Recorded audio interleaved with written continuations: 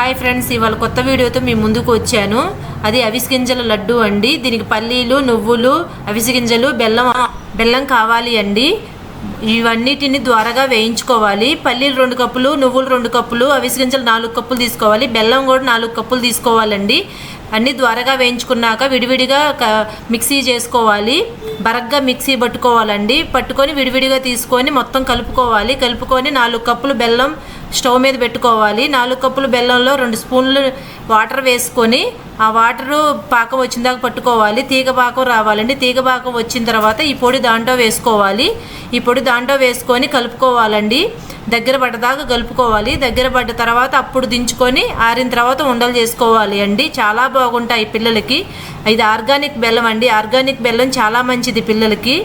దీంట్లో నలకలు ఏమీ ఉండవు. వడపోసుకోవాల్సిన అవసరం కూడా ఉండదు. ఇలా ఉండలు చేసుకోవాలి. ప్లీజ్ సబ్స్క్రైబ్ చేసుకోండి. Bye bye.